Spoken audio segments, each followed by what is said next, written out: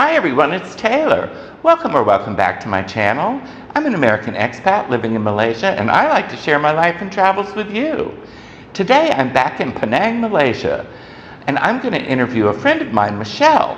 She moved here from the UK with her husband, and she loved Penang so much that when it was time to move back to the UK, she decided she didn't want to go, and so she started a business here. Sound interesting? Stay tuned.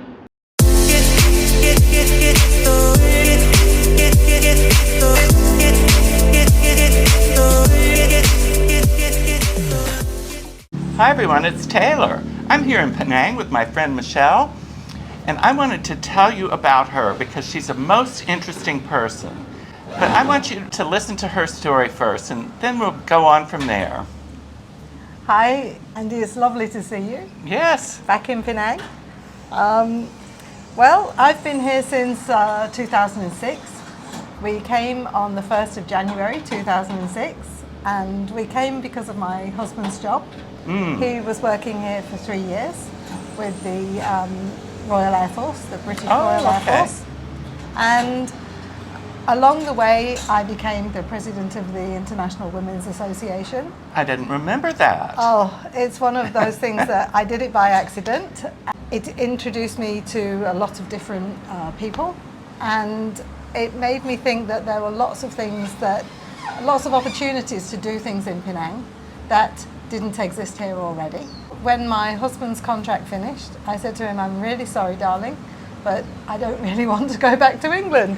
And he said, "Well, what do you think you're going to do?" I said, "I think I'm going to stay here." He said, "Do what?" I said, "I'm going to start a business." He said, "Doing what?" I said, "I'm going to do events." He said, "I don't think that's going to be very successful." So anyway, Little did he know. Well, I don't know whether it's in the scheme of things, but anyway, I'm still here. Is he still here? No, he went back to England at that time because he was still in the Air Force. He retired and then he came here and we lived together as a family. And then when our children got to the age of doing A-levels, they went back to the UK and Steve went back to take care of them. Okay. Then, of course, with COVID, it's not so easy to travel backwards and forwards. Exactly.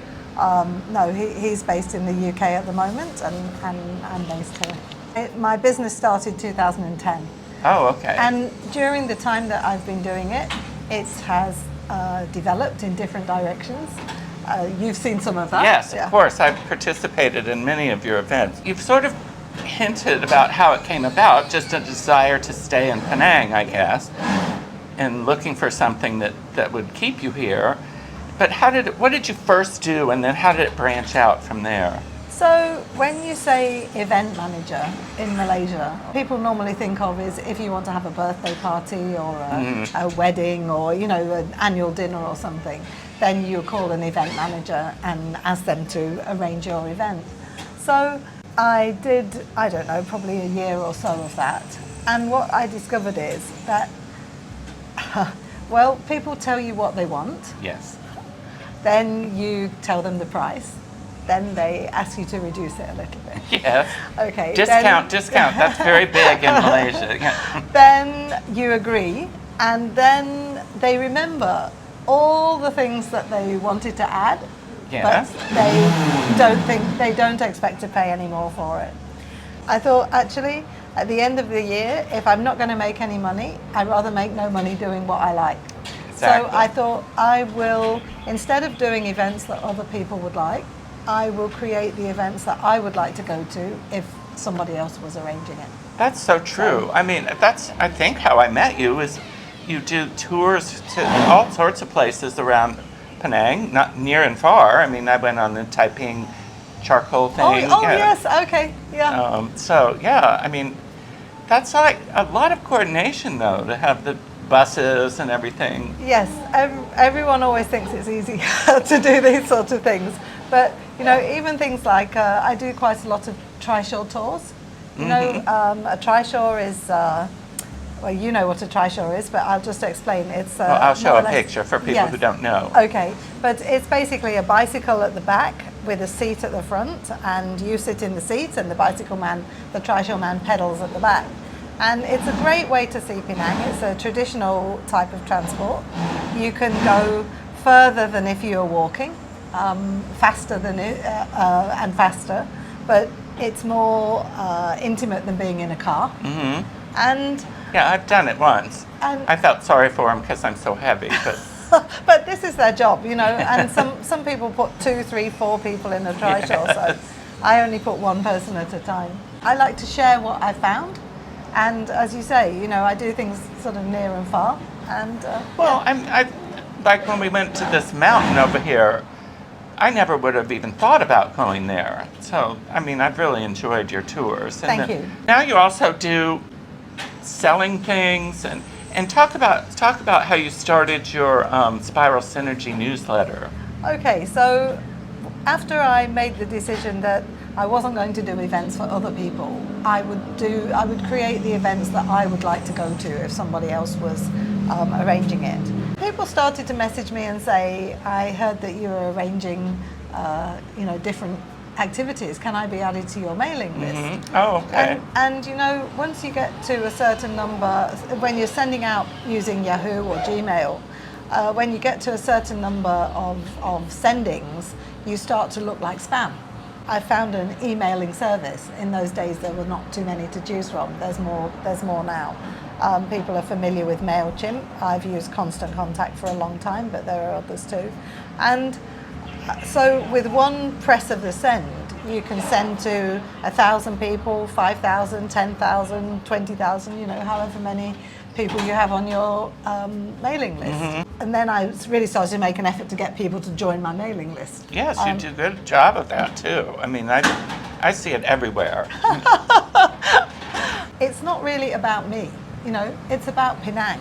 It is. I really love Penang, and I think it's got so many sort of hidden corners and things that when I discover it, I would like to share it. And so I didn't really want myself to be front and center. But during the whole COVID time, we had a dinner, and there was one single gentleman who wanted to join, and I said, you know, we actually, for my events, you can come on your own, you can come in a pair, you can come 4 of you, 5 of you, I don't care. But if you come on your own, you're never going to be on your own, because in the worst case, you'll sit with me. You know, if there's more single people, then we'll all sit together. I tend to attract a friendly crowd. So yes. They always will be welcome to have somebody new sitting with them. So, but that evening I was just sitting with this one gentleman, and he said, why don't you put your photo in the newsletter? You know, people would like to know who's writing to them. That's a double-edged sword, because I put my photo in and then somebody said, I thought you'd be a lot younger. Well, before I moved to KL, Michelle also sells things on her newsletter, and where you can list all these furniture items and things like that you're selling before you move, and that was just so helpful for me. That sort of started as an accident. The first thing that I was doing, as I say, was arranging visits and tours and lunches and so on. But somebody contacted me. I can still remember the person. He contacted me because he had a television that he didn't need. And to me, I thought it's really strange to have a TV that you don't need. Like, who has a TV they don't need? So he asked me, could you advertise it in your newsletter? And I thought, no idea. You know, I just put the picture in and said, okay, would anybody like to buy this television? Wow. In like 35 minutes or something, somebody called me up and said, I'd like to buy that television. Sure. And I thought, wow, that's amazing. You know, somebody wanted to buy the television. And I didn't agree with him any commission or anything, because I didn't have any expectation that it would be sold. Then later, like a couple of weeks later, somebody asked me, can you help to advertise my dining set? And I can remember him as well. And he said, what price can I ask? And I said, you know, maybe 1,500 if you don't mind waiting, maybe 900 if you want to sell it quickly. He said, let's try 1,500 and see what happens. Oh, I think about 45 minutes, and somebody called me up and said, I'd really like to have that dining set. And it was a local person who bought it. It was an expat who was selling it. and the lady who bought it was furnishing a rental apartment for expats.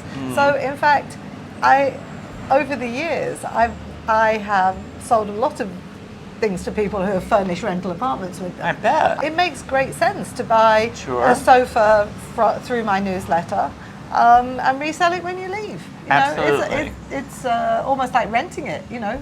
Absolutely, and I think it's interesting because now,